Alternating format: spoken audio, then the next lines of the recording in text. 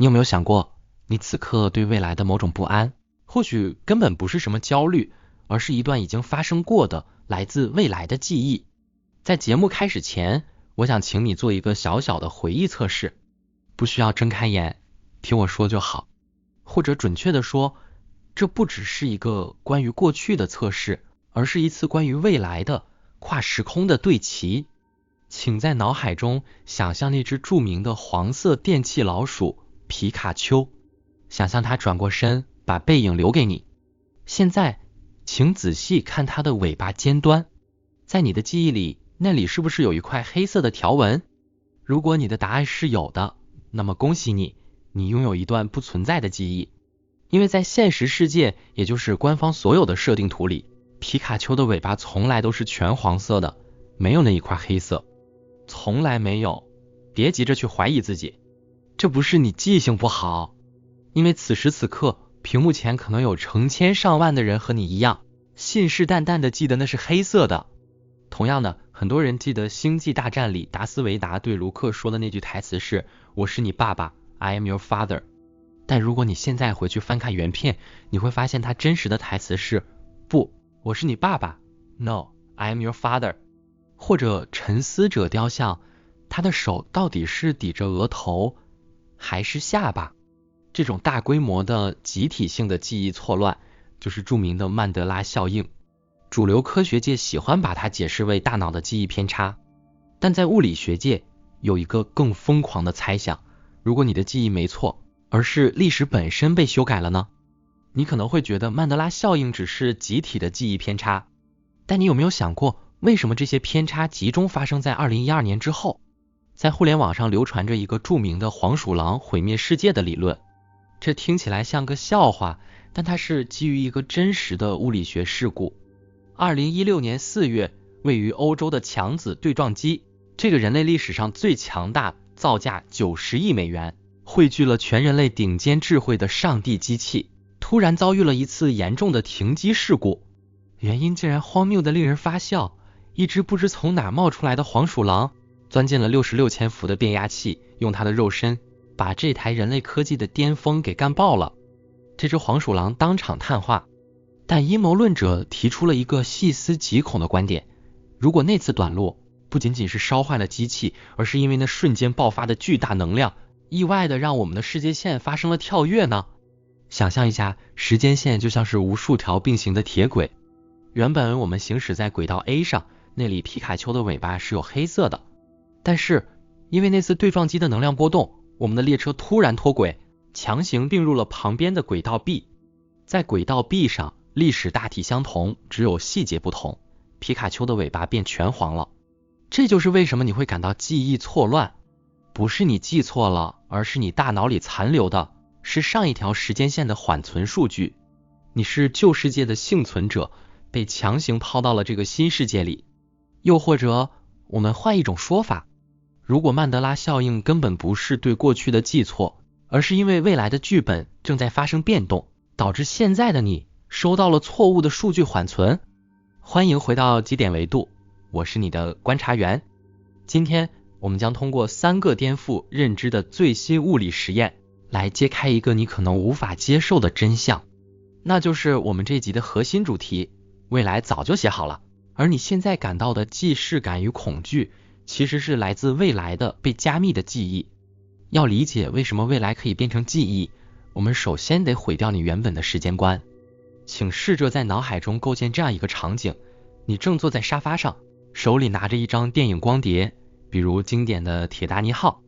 对于电影里的角色杰克和罗斯来说，当他们刚上船的时候，那是他们的现在，而撞上冰山是还没发生的未来。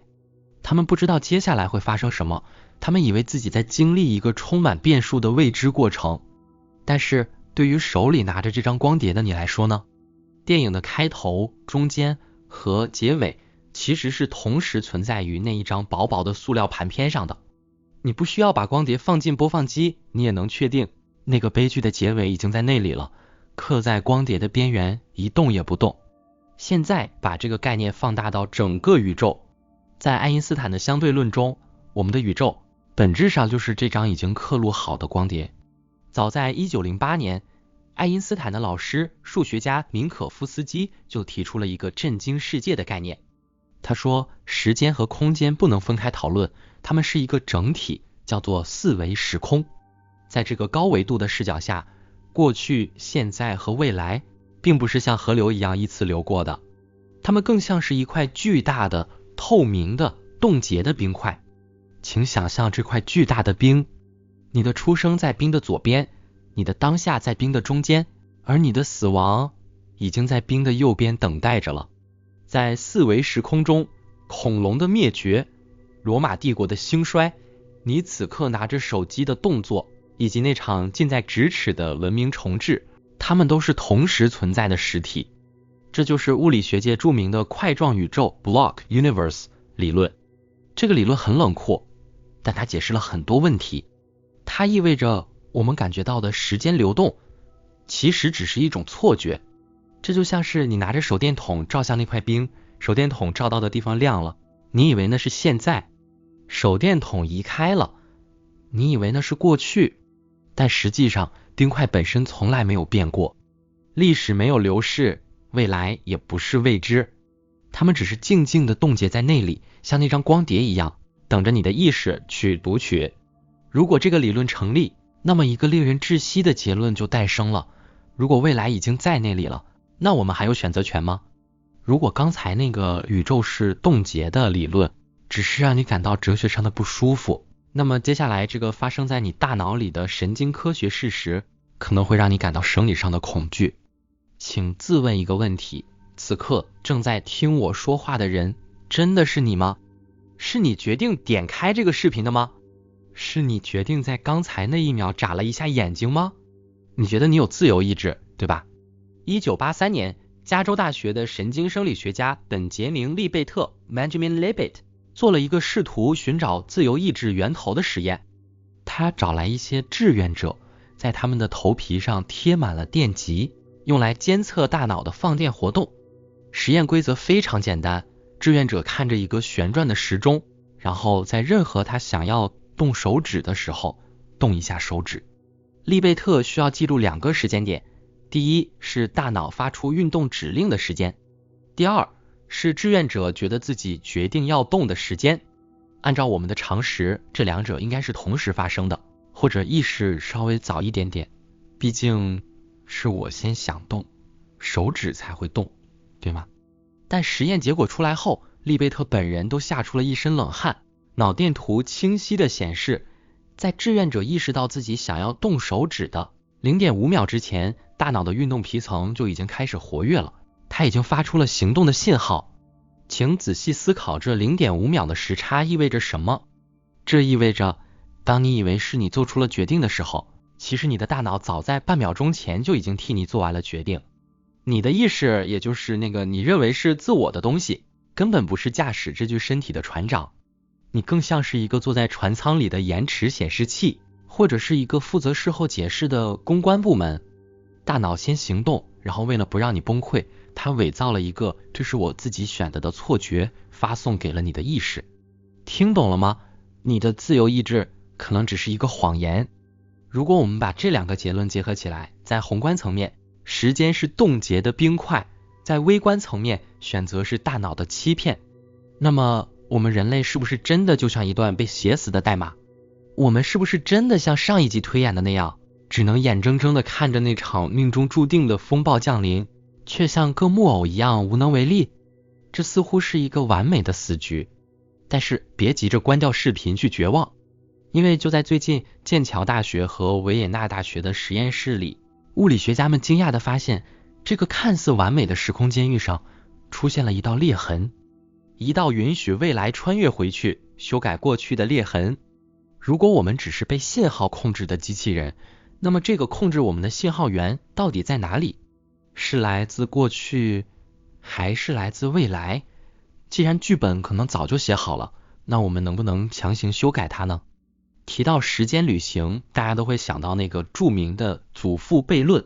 如果你回到过去杀死了你的祖父，你就不会出生。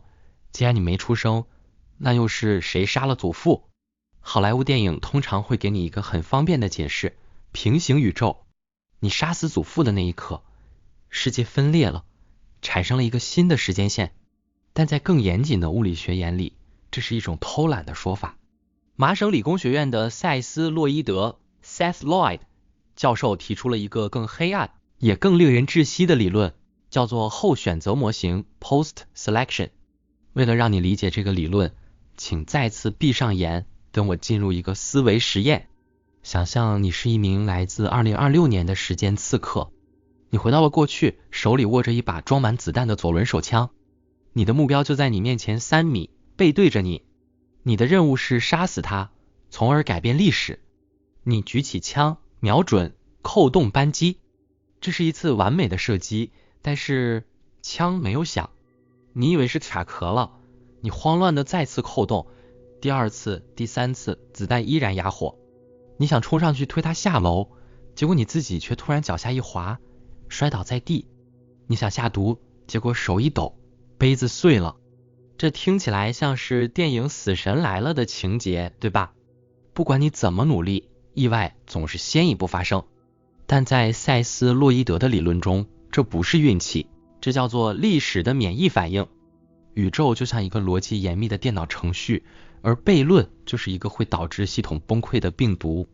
当你试图制造悖论时，宇宙不会为你分裂出一个新世界，它只会启动杀毒软件。杀毒的方式就是扭曲概率。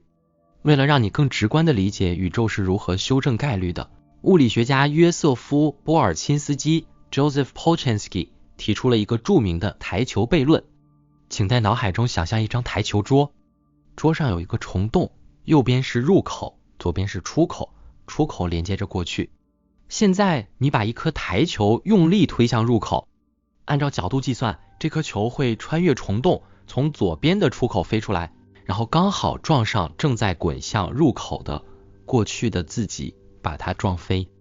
如果过去的球被撞飞了，它就进不了虫洞，如果进不了虫洞，它就不会从出口飞出来撞自己。这就是祖父悖论的物理版。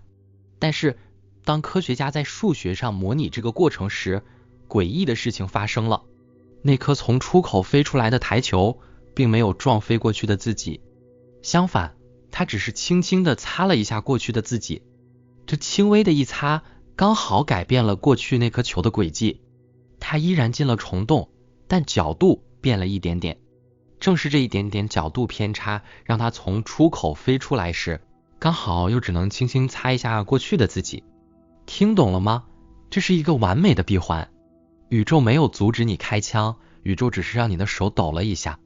就像那颗台球一样，你的干预反而促成了历史的发生。这就是为什么在接下来我们要讲的这个真实历史故事中，那个刺客会感到如此的无力。在这一刻，凡是能阻止你改变历史的意外，枪支故障、突发疾病，甚至是一颗从天而降的陨石，发生的概率都会被强制修正为100%。这就是为什么你改变不了过去，不是因为你无法穿越，而是因为你也是历史闭环的一部分。你的穿越，你的失败，甚至你的那把哑火的枪，原本就是历史已经写好的一段代码。为了证明历史具有免疫系统，我们不需要做思想实验，我们只需要翻开真实的历史档案，看看发生在1939年11月8日的那场诡异的刺杀。那一天，希特勒来到慕尼黑的贝格伯劳凯勒啤酒馆发表演讲，而在演讲台后方的柱子里，一位名叫乔治·埃尔塞 Georg Elser 的木匠已经埋设了一枚威力巨大的定时炸弹。埃尔塞是一个天才，他花了1个月时间挖空柱子，他的炸弹装置了2套精密的计时器，精确度误差不超过1分钟。他把爆炸时间设定在晚上9点20分，那是希特勒演讲的高潮时段。这本该是一次完美的刺杀，没有任何纰漏，没有任何人发现。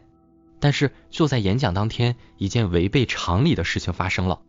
希特勒是一个极度喜欢长篇大论的人，他的演讲通常会持续2个小时以上。但那天晚上，慕尼黑突然起了一场诡异的大雾，因为这场大雾，飞机无法起飞。希特勒为了赶回柏林，必须改坐火车，而火车的发车时间表迫使他必须提前结束演讲。9:07，希特勒莫名其妙地缩短了演讲，提前离场。9:20，也就是希特勒离开仅仅13分钟后，炸弹准时引爆，巨大的爆炸炸塌了整个天花板，演讲台被砸得粉碎。如果希特勒还在那里，他必死无疑。二战的历史将被改写，数千万人将免于死亡。但是，就因为那一场突如其来的大雾，因为那仅仅13分钟的误差，历史沿着它原本残酷的轨迹继续前进了。事后，连希特勒自己都惊魂未定地说，这是天意。但用塞斯·洛伊德的理论来看，这不是天意，这是概率的强制修正。在那一刻，为了保证二战爆发这个果，宇宙调动了气象系统，制造了那场大雾，硬生生地把希特勒推离了死亡半径。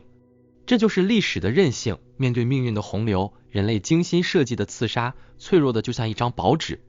这听起来很绝望，对吧？好像无论我们怎么做，都被困在了一个死循环里，无法改变既定的结局。但请注意，刚才我们说的只是你无法改变过去，但这并不代表未来不能影响现在。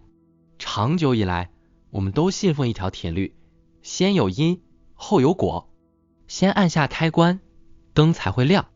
但在2021年，一项震惊物理界的实验把这条铁律砸得粉碎。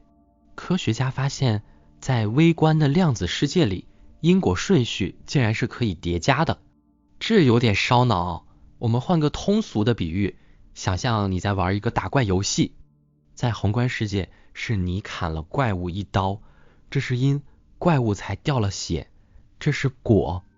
但在量子世界，真相可能是怪物先掉了血，才倒逼着你必须砍出那一刀。在这个层面上，结果竟然成了原因的父母。如果这个物理定律成立，那么我们现在所做的很多决定，究竟是出于自己的思考，还是因为未来的某个既定结果，再倒逼着我们必须这么做？如果说维也纳的实验只是打破了因果律，那么接下来这个实验就是直接给了我们一把解开宿命的钥匙。这是全片最硬核的部分，请跟上我的思路。就在2023年底，剑桥大学的团队在物理评论快报上发表了一项惊人的模拟研究。他们试图在量子计算机里模拟时间旅行。他们做了一件什么事呢？简单来说，就是作弊。假设你正在考场上做一张极难的试卷，正常情况下你只能硬着头皮做，及格率很低。但剑桥大学的研究发现，如果允许量子比特把未来的测量结果发送回过去，这就相当于未来的那个已经考完试拿到了100分的你，把标准答案偷偷塞回给了现在正在考场里的你。实验结果显示，通过这种逆向因果的骚操作，量子纠缠的测量成功率打破了物理极限，达到了惊人的100%。这意味着什么？虽然这目前只是量子层面的模拟，但它暗示了一个令人颤抖的可能性。如果我们的宇宙允许信息在时间轴上逆行，那么我们的大脑，这个宇宙中最复杂的量子结构，是不是无时无刻不在接收来自未来的小纸条？那些你突然冒出的直觉，那些让你避开灾难的莫名心慌，那些你以为是巧合的好运，如果那不是巧合，而是未来的你在判命修改现在的历史呢？如果这种机制在物理层面是成立的，那我们必须面对一个更贴近生活的疑问：我们的大脑是否也能作弊？请回想一下，你人生中是否有过这样的时刻？你正准备出门，突然心里没来由的感到一阵慌乱，于是你拖延了几分钟，结果后来发现，正是这几分钟让你完美避开了一场严重的车祸。我们常把这叫做第六感或者直觉，并把它归类为迷信或巧合。但如果结合刚才的逆向因果理论，这或许根本不是迷信，这是一种生理性的量子现象。康奈尔大学的心理学家达里尔·贝姆 Daryl Bem 曾经做过一系列备受争议的实验。数据显示，人类的大脑似乎真的能对尚未发生的刺激产生微弱的生理反应。想象一下，这不是什么超能力，这可能仅仅是因为你大脑中的微管结构，正如我们在 EP08 中讨论过的那样，捕捉到了来自未来的你在经历那场灾难时所爆发出的强烈量子波动。那是未来的你在大喊，别出门。这就是直觉的真相，它不是凭空出现的，它是未来的记忆回声，是你自己救了你自己。你可能觉得直觉只是幸存者偏差，但在历史上曾经发生过一起震惊科学界的集体预知事件，它的证据确凿到连最顽固的怀疑论者都哑口无言。1966年10月21日，英国威尔士的阿伯凡小镇发生了一场惨绝人寰的灾难，一座煤矿废土堆突然崩塌，几万吨的黑色煤泥像海啸一样冲下山坡，瞬间掩埋了山脚下的潘格拉斯小学。116名孩子和28名老师不幸遇难。灾难发生后，精神病学家约翰·巴克 （John Barker） 赶到现场，他惊讶地发现，这场悲剧似乎早就以梦境的形式发送到了很多人的大脑里。其中最令人心碎的是一个叫埃利尔·麦 （L. 麦）的10岁小女孩。就在灾难发生的前一天，也就是10月20日，埃利尔跑去告诉她的妈妈：“妈妈，我怕死了。我做了一个梦，我梦见我去上学，但是学校不见了，那里全都被黑色的东西盖住了。”第二天，埃利尔照常去上学，然后她被埋在了那黑色的煤泥之下，再也没有回来。这不是唯一的案例。巴克医生后来在全英国只集到了76份关于阿伯凡灾难的预知梦报告，其中24份是在灾难发生前就已经记录在案的。这些孩子和普通人，他们的大脑并没有什么特殊结构，唯一的解释是在灾难发生时爆发出的巨大痛苦和恐惧，形成了一种强烈的量子冲击波。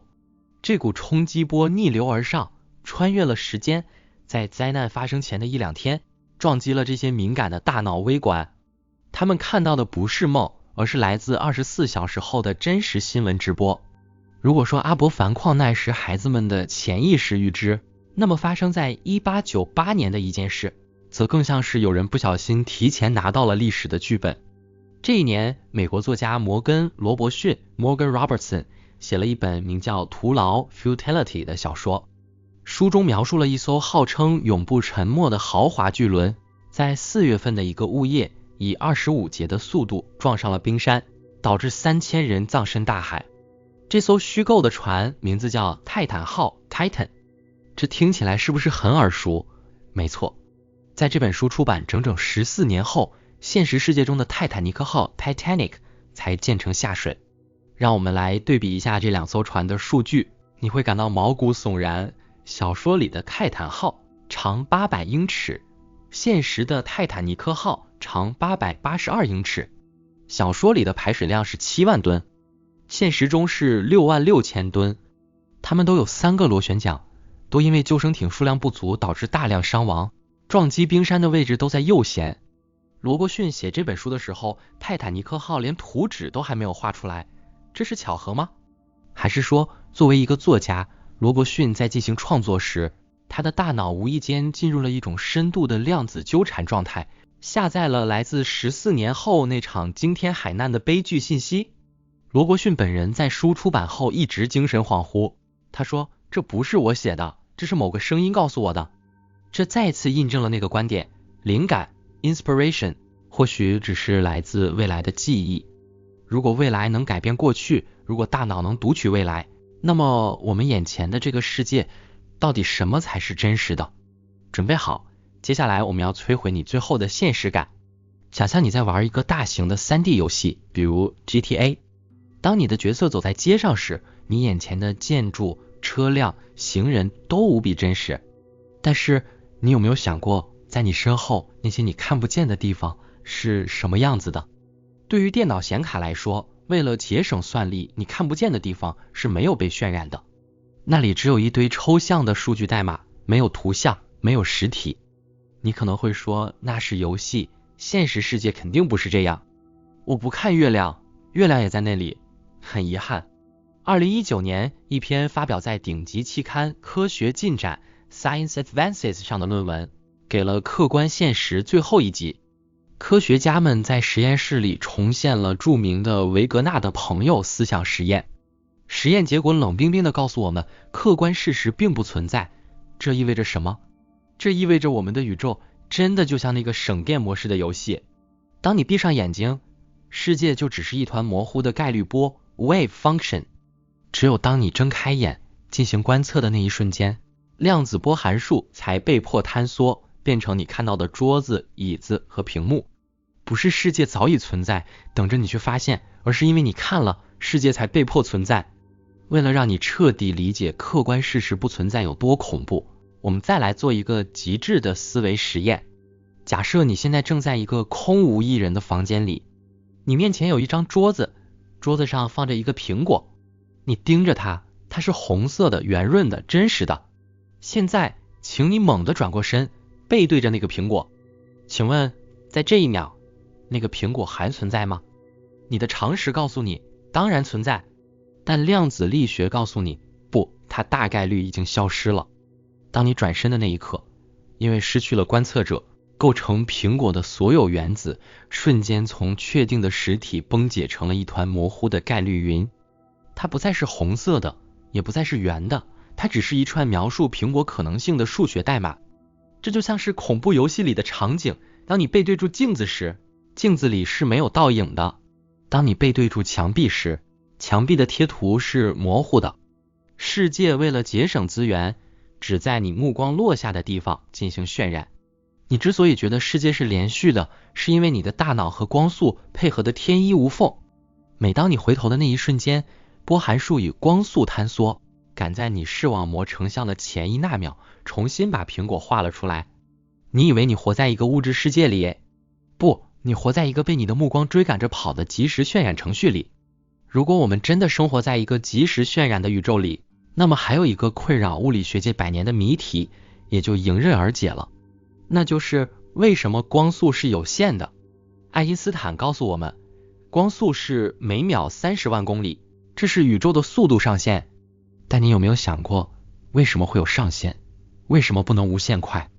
如果你是一个程序员，你就会明白，任何系统都有加载速度的极限。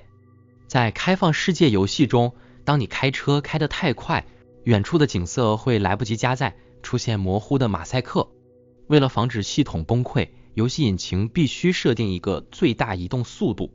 光速或许就是我们这个宇宙服务器的数据传输极限。这也就是为什么当我们看向130亿光年外的宇宙边界时，我们只能看到过去的影像。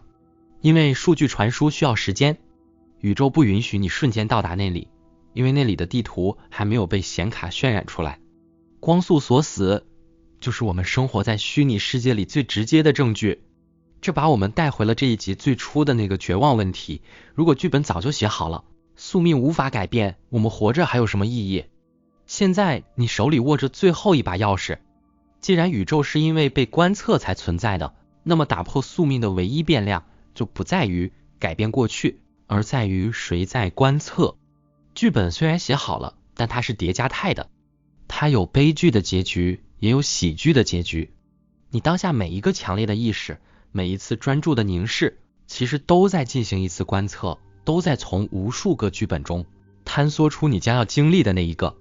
不要试图预测未来，要去观测未来，因为你的观测就是对现实的编码。但是这个理论背后还隐藏着最后一个关于未来的终极悖论。如果正如我们今天所说，未来可以改变过去，结果可以重写原因，那么那个在宇宙之外一直盯着我们，维持着这个世界存在的观察者到底是谁？有没有一种可能，他不是上帝，也不是外星人，他就是未来的我们自己？也许正是亿万年后的那个终极文明，为了确保自己的诞生，才回过头来用目光锁定了大爆炸的那一刻，坍缩出了这段必然的历史。如果是这样，那么你所有的直觉，所有的既视感，甚至是你此刻感到的恐惧，就不再是未知的警告，而是来自时间尽头的家书。我们不是在走向未知的未来，我们是在回忆那个已经写好的未来。那么当那个未来的观察者最终闭上眼睛的时候，现在的我们还存在吗？这或许就是我们这一季一直试图寻找的关于宇宙和文明的终极答案。而在这一切的背后，那个真正的最后的观察者即将浮出水面。这里是基点维度，带你用科学视角撕开宇宙的终极真相。订阅、按赞、评论、转发并打开小铃铛，我在未来等你。